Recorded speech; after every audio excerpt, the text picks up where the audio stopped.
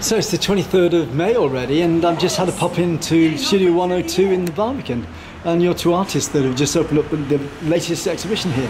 What are your names? What's your name? Oh, David Gray. David Gray. Right. What's your name? Jo March. And we've met before on the gallery on the Hoe. Yeah. So what's your exhibition about today? Or exhibitions about today? Well, it's a collaboration of two idiosyncratic minds, isn't it, David? Yes. I'm a painter from Cornwall. David's a painter from Plymouth. You're from Totnes? No, Gunnerslake. Oh, Gunnerslake, right, okay. Yeah, but I grew up more on the moors than Gunnerslake, but you know, that's my area, and I paint imaginatively. Yeah. To escape reality, really. Surrealism. So, how long have you been painting? Since '86. Yes. So what's that, 33, oh God, 33 years. Are you doing it for a living? Yeah, Sure. have been all the way through. So what galleries have you got outlets in? I'm with Lime Kiln at Calstock and the Jerram Gallery in Sherborne. Yeah. And occasionally, nicely, with 2020 in Shropshire. And I sell my own stuff online. And how did you get to hear about Studio 102? It's David. Yes. Yeah.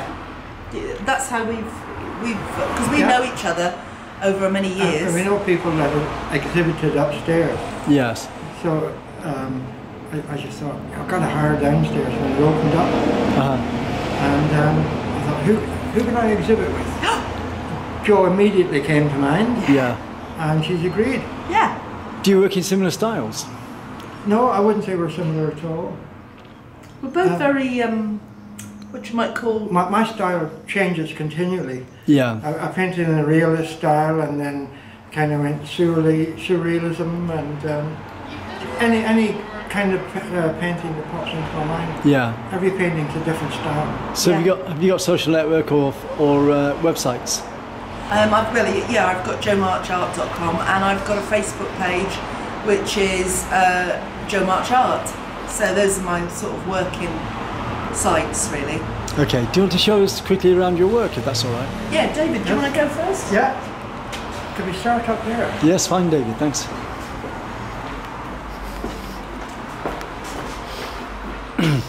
I did see this. A wonderful man who gave me painting lessons for 2 years. It's Robert Oscar Lenkiewicz. Absolutely.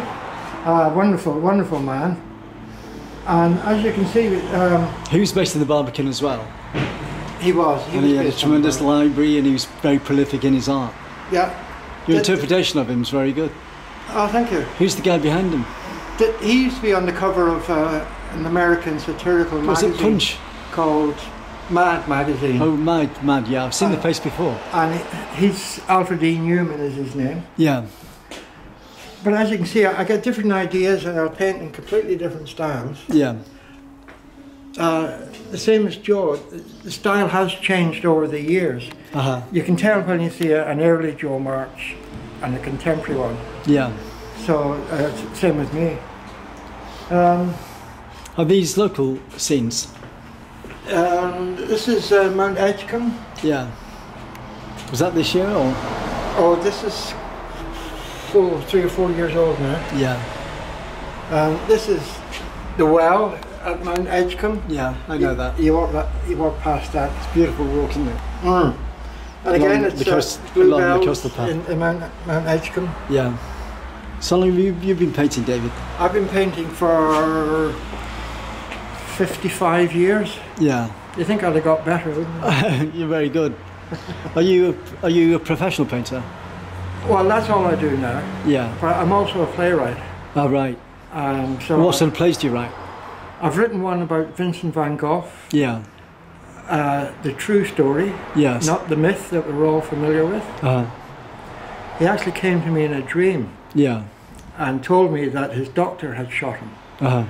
Which then made a lot of sense, which it didn't before. So I've written a play to set it straight. Have you had any shown yet? I've got a company who's interested in putting it on. Yes. I've only just finished it recently. Yeah. But yeah, I've got someone interested. So how long have you been a playwright? a year. Yeah. Well, that's good that people are interested in it already. Yeah. Because it must take a lot of time to do all the research and everything. Oh, well, I've studied Vincent for 50 years. Yeah. But there were always questions that I had about the story. Yeah. And when he told me that his doctor shot him, it made an awful lot of sense. Yeah. So there were so many questions. A man who was so articulate. Yeah. Wrote letters, copious letters, every day to his brother and his mother and his sister, etc. Yet he couldn't find enough time to write a 3-line suicide note. Yeah. To say, I've had enough, I can't go on. Yeah. So it didn't make any sense to you. He wasn't expecting to die. Yeah. That's why he didn't leave a suicide note. Yeah. And then lots of things fell in place after that. Yeah. So, yeah. So maybe you ought to be a detective. So what else have we got, David? This is interesting down here. That's from Plymouth Hoe. Oh. And this is what's this one? This is a spoof on the kind of album covers you used to get in the 1970s. Yes. This is a spoof of one particular artist, and he did covers for Donovan, Jerry Rafferty, the Humble Bum, even did a Beatles one. Yeah. So I couldn't afford to buy one of his, so I decided to make my own. Nice one. Much cheaper. It is pop arty, isn't it? It is, yeah. I like this fun one as well. And this is very good. Oh, the rainy day in Morrison Scar Park. Yeah. It's really good. I like the textures in that. So how can people get hold of your art? Through the website already mentioned? These are not on it. I'm very lax at keeping it up to date. Yes. But you recognise this chap. He used to advertise Guinness. Yes. And he was the zookeeper, and they had all sorts of animals with pints of Guinness on their noses and whatever. Yeah. So this is, again, it's a spoof of that. It's not copied from anything. Yeah. And the one animal they didn't use for these zoo pictures was the camel. Yeah. So I thought, well, I'll put a camel in as he was never used. So the camel is cheekily looking at him and saying, what's wrong with me? Is it because I'm blind? Yeah, the vain camel being left out. And I like the toucan in the corner there. Oh yes, that's my favourite Guinness bird. Yeah. So your exhibition's on here till the 1st of June, so what's on after that? 2nd of June, sorry. Yeah. What are your plans after that? I've become involved in a Lincoln festival. Yes. Which is taking place in the 2nd to the 5th of August in Plymouth. Yeah. So I've been organising other artists to come. Yeah. And take part, and musicians. So that's going to take up my time. Is Ruben Aram Lenkovitz involved in that as well? He's involved. He's the main man. I think he's informed me on that already, because I think I'll be supplying a video for it. Oh, right. Recorded at Plymouth Colleges of Art and Design. Robert doing a lecture. Oh, right. Quality's not that good because it was recorded on VHS, but it was one that Aaron wanted. Right. Oh, that's good. So cool. I'll meet you in Plymouth then, I'm sure. Yeah, thanks very much, David. Oh, you're welcome. And what's yours? Work all about. Hello. Let's have a look at your work now. Okay, by all means. So you've got some interesting shapes coming through, haven't you? Yeah, I think whilst the paintings are sort of representational, because they're in my head, because they're all invented, I paint what almost like slightly dream landscapes.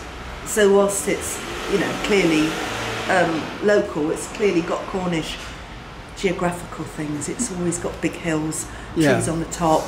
Sometimes it's got the coast in. It's got very archetypal cottages. In fact, funnily enough, the cottage is nearly always the same cottage. Yeah. And I've realised that Is it one you know then somewhere? No, I think it's become like my idea of home. Yeah. And so much so that I've attached this sort of archetype to every painting, because when I put it in, it grounds me and it feels like the place that, I don't know, it's a heart thing, I think. Yeah. They're quite humble, and they're also very nostalgic because they remind me of when I was small and the whole of the countryside was littered with rude little cottages. Yeah, narrow lanes. Double-fronted porch, funny old people living in them, and because my mum was a nurse, she used to drive around the countryside all the time, and I used to go with her. And so I get that whole feeling of lanes that you go up to find strange, primitive little homesteads. How did you develop your style of work? It's just evolved, really. I started off, taught myself to paint. Didn't have Sometimes better, actually, because you're not put in a conditioned way of thinking. Yeah, I think so. David Bailey, the photographer. Yeah. He became famous because he was self-taught as well. Yeah. And he was taken on by he was taken on by Vogue because his style was different to everybody else's. Yeah. And I tried to impress his agents at the Wharf in Tavistock a few years ago by saying, well, I went to Plymouth College of Art Design. And said, well, what do you go to college for? Yeah. Because all they do is put you in a set way of thinking, which is right, because they're meeting a brief. Well, do you know, I am glad I didn't go to art school. At one point, I think when I was about 18, I applied to go to Falmouth and they turned me down. Yeah. And I was devastated. So it wouldn't be one of the best ones to go to. Well, I went off and did a history degree. Let's go to the corner and just have a look at that. Yeah, I did a history degree instead. Yeah. And actually, I think that's probably done me more good. Yeah. Because it's given me some perspectives on culture and society. This is an interesting one as well. It's things, different. Yeah. Than an art degree would have. So I'm kind of glad they kicked me in the teeth and kicked me into touch, and I didn't go. And then I just started painting. After I finished my degree, I just came home and started painting. Yeah. And that's all I've done full time ever since. And sometimes it's been a bit tough because it is. Creativity is always a struggle. Yeah, I never run out of ideas. You do it for the love, because you wrote for years. It's an ironing out process, because if you're not prepared to stay there till you get established, then you fall by the wayside and go into a day job. Yeah, I think so. And I never run out of steam as far as painting goes. I never have a block. Yeah. I paint every day happily. But I've run out of money myriad times. Yeah. And I've run out of energy a few times. Same here, I was like that last week. You just go overdrive. Yeah. Yeah, but I just love it. So it's not a job, is it? It's something you just your do passion. It. Yeah, it's your soul. Exactly. It's all you do. Yeah. So, but it is a lot of it is memory, and when you say about, because they're vaguely dreamlike, but they're definitely places rooted in rurality. Yeah. I think there's an element of memory, like the connection. I paint benign landscapes. Yeah. Because I'm very, very attached to the idea of kindness and living alongside other creatures. Yeah. And I can't bear speciesism. I can't bear the fact that we consider ourselves, master of the world, because I don't. I think we're probably the destroyers. Well, we're showing the damage now, aren't we? We're going to get rid of our own being the way we're going and get back to the basics again. Exactly. And which is what happened during the time of the Incas and through history in the past. Yeah. And I would elevate kindness above virtually any other quality. If humans are kind and kind to other species, then we've got something going for us. And so I try and have a benign feeling in the paintings. Yeah. That even if it is a farm, somehow in my world, it's a fair place, Yeah. And it's an old-fashioned, probably a sentimentality I have as well. Yeah. In that I imagine coexistence. Well, thanks a lot for your time. What are your plans from here? Well, I've got another shared show at Calstock, which starts on the 8th of June. At the Limekiln Gallery, and that'll be nice because I'm showing with a couple of other creative people, and they're lovely, and so that'll be good. Then after that, I've got a pile of commissions, which is again great, and we're thinking about next year. Nice one. 2020. Good luck for next year. Yeah, thank you. Thanks a lot. Thank you. Lovely. Thank you. Thanks to everyone at Studio 102 in Plymouth. You can find the studio at 102 Vauxhall Street, Plymouth, PO4 1DD. You can also find them through social network. You can also find the artist there as well. This has been a Chris Summerfield Off the Cuff video 2019. You can contact me at ccsPhoto1@gmail.com. Don't forget to friend and share the videos, and if you can help to subscribe to my channel, you can PayPal me at ccsPhoto1@gmail.com also.